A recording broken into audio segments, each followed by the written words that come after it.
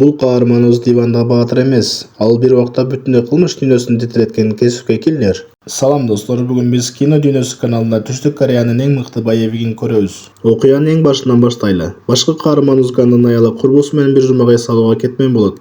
Бирок кетер алдында күйөөсүнө курбумдун 17 жаштагы кызын биз келгиче үйгө жашатып карап тур деп дайындайт. Ган каалабаса да аргасы макул болот. Аялын аэропортко узатып, кызды алып келгени барып калат. Бирок бул жөнөкөй эле өтүнүч жашоосун астын үстүн кылаарын ал дагы эле билбей жатты. Каарманыбыз айтылган жерге келсе, тиги кыз жалгыз эмес, курбусу менен чогуу келет. Ал унагы отурар менен: "Мен бүгүн түнү ушул курбумдун үйүндө түнөп калайынчы" деп суранат. Ансыз да кыз багууну жактырбай жаткан каарманыбыз ичине сүйүнүп, дароо макул болот. Кыздын колуна бир аз акча карматып, бир нерсе болсо мага чал деп жолго салат. Бирок тынычтык узакка созулбайт. Түн жарымда телефон чырылдап, тиги кыз ыйламсыраган үн менен: "Ичим катуу ооруп жатат, алып кетиңиз" деп суранат. Каарманыбыз шашып келсе, кыздын ичи оорумак түгүл, досу менен аман-эсен эле отурган болот. Көрсө ал жөн эле: "Мени бул жерден алып кет" деп чакырыптыр.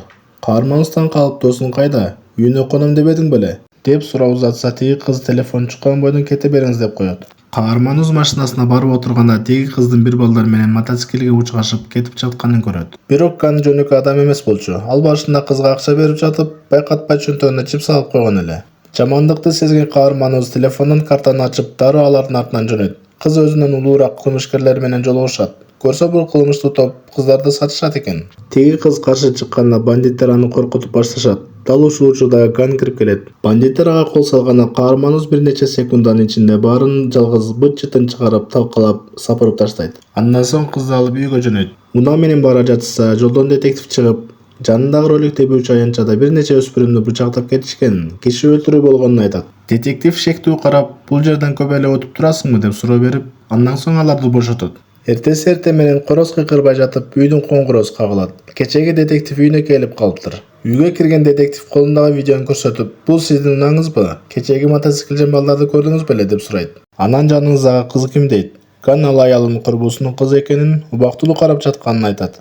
Детектив ал кызды мектепте дайыма балдар кырылып жүргөнүн айтып жатып, кокустан терезеден кыздын өзүн көрүп калат. Кызга карап кол булгайт. Каарманыбыз алыс кетпе деп эскертүү берип чыгып кетет. Капысынан кызга курбусунан чалуу келет. Бирок телефон артында курбусу эмес, кылмышкер кыз болгон болот. Каарманыбыз жооп берсе, ролик тебүүчү аянтчада: "Бычакта сенин излериң калды. Сени полицияга берем" деп коркутат. Ган коркуп отурбай дароо айтылган дареге жетип барат да, ал жердеги бандиттердин талкан ташын чыгара уруп, өзүнө каршы даярдалган бычакты тартып алат. Ган үйүнө келсе, бандиттер анын жоктугунан пайдаланып, 17 жаштагы кызды уурдап кетишкен болот. Каарманыбыз дароо кылмышкерлер турган жайга жетип барат. Ал жерден окуяга тиешеси бар тиги кара чачтуу кызды кармап алат да бычакты сайып: "Кыз каякта" деп сурап калат. Кыз коркконунан "Ал атаң айтпа деген мейманканада" деп жашыкан даректи айтып берет.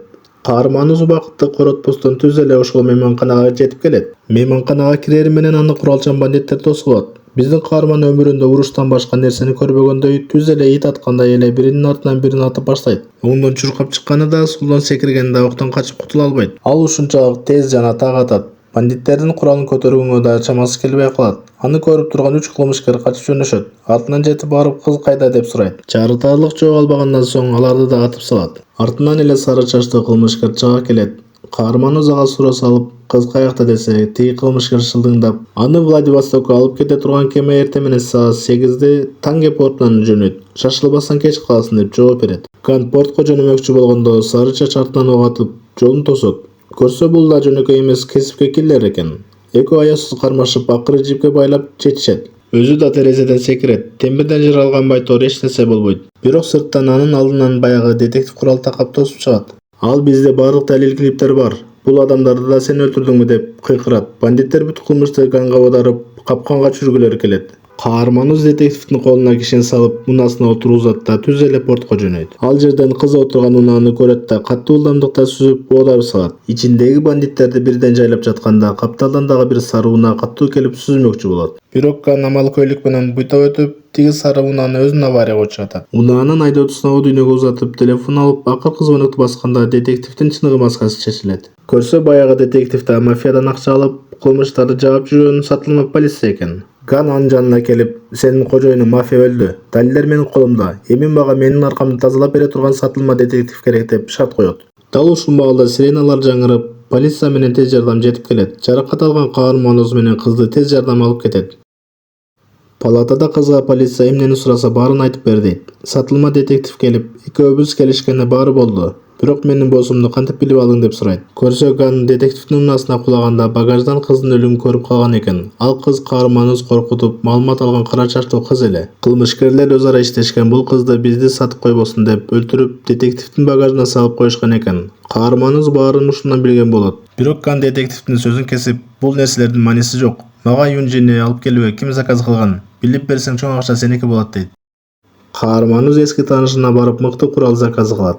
Детектив каарманыбызга байланышып маалыматты жеткирет. Көрсө Юнжинин артынан орус мафиясы түшкөн экен. Алар кызды кармап, Владивостокко алып кетип, ошол жактагы бир мейманкананын атайын ээленген номерине жайгаштырууну пландашкан. Бирок бул иштин башында турган орус мафиясына заказ берген эң башкы кожоюн жергиликтүү судья болуп чыгат. Көрсө кыздын өз атасы 3 жыл мурун каза болгон. Ал эми азыркы апасы өгөй апасы болуп чыгат. Ал кызды судьяга чоң акчага сатып, баарын өзү уюштурган болот.